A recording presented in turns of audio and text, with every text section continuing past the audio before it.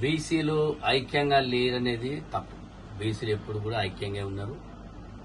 ఇప్పుడు ఒకటే చెప్తున్నా, 42% రిజర్వేషన్ ని ఎన్డీఏ యూపీఏ రెండు కలిసి వెంటనే అమలు చేయాల్సిన బాధ్యత రెండు పార్టీల మీద.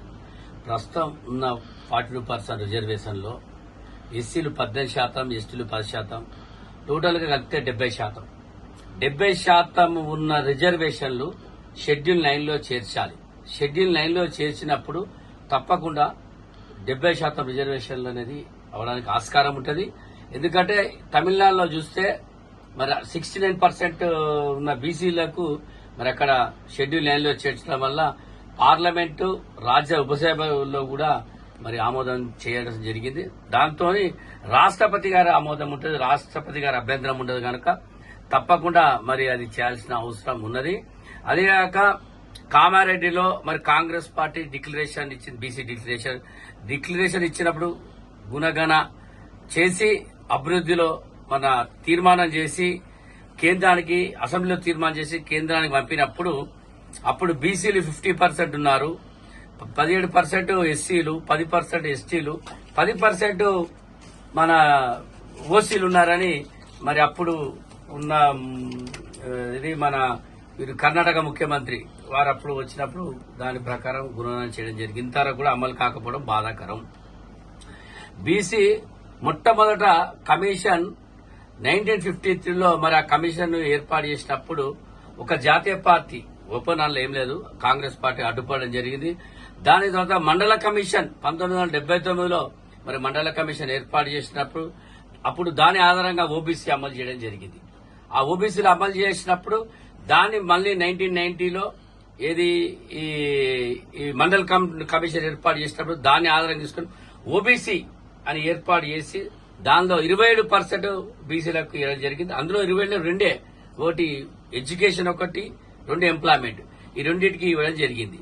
దాని తర్వాత సుప్రీంకోర్టు ఒక తీర్మానం ఇచ్చింది, ఒక తీర్మానం ఇచ్చింది 50% రిజర్వేషన్లు దాటదు అనే తీర్మానం ఇచ్చినప్పుడు మరి 50% దాటదని ఇచ్చినప్పుడు 70% ఇప్పుడు అన్ని కులాలను ఇంకా తప్పకుండా మరి దీన్ని 9 షెడ్యూల్లో పెడితే బీసీ అనే రిజర్వేషన్ చాలా ఈజీ. దీనికి పెద్ద అడ్డుపడాల్సింది, అభ్యంతరాలు తెలిపించిన అవసరం లేదు. కేంద్ర ప్రభుత్వ 2 జాతీయ పార్టీలు సమైక్యంగా బీసీలకు అన్యాయం చేయకుండా రెండే గిన్నె కరెక్ట్ ఉంటాయి, మనకు వచ్చే ఆస్కారం ఉన్నది. ఇంకోటి మొన్న చూసుకున్నట్టయితే ఇప్పుడు బీజేపీ ప్రభుత్వం ఏదైతే ఉందో సెంట్రల్ గవర్నమెంట్ లో మహిళా బిల్లు పెట్టడం జరిగింది. అయితే కాంగ్రెస్ పార్టీ సపోర్ట్ చేయకపోవడం వల్లనే వీగిపోయిందని కూడా బీజేపీ నాయకులు అంటారు. ఎంతవరకు వాస్తవం? కాంగ్రెస్ పార్టీ సపోర్ట్ చేయలేనిది వాస్తవం. అందులో కూడా కొన్ని లోపాలు ఉన్నాయనేది ఉన్నది. అదేంది ఇంతవరకు బయట ఎవరు పెట్టలే. కానీ ఏది ఎప్పటికీ ఏది ఉన్నప్పటికీ ఏది గాని పార్లమెంట్ లో మాట్లాడాల్సిన అవసరం ఉంది. ఏ పార్టీలు గాని బయట మేము మహిళలకు మద్దతు తెలుపుతున్నాం, మిగతా పార్టీలకు ఇది మన డీలిమిటేషన్ కి మేము వ్యతిరేకం అనేది చెప్పడం బయట పత్రికల్లో చెప్పింది వేరు, పార్లమెంట్ లో చెప్పింది. పార్లమెంట్ లో ఆ విషయం చెప్పాలి, 2 విడదీయండి అనేటప్పుడు అది విడదీసేవారు, విడదీసినప్పుడు తప్పకుండా ఏదో జరిగేది. కానీ అనవసరంగా పార్లమెంట్ లో వచ్చిన బిల్లును దీనికి పార్టీలు వ్యతిరేకం చేయడం దురదృష్టకరం.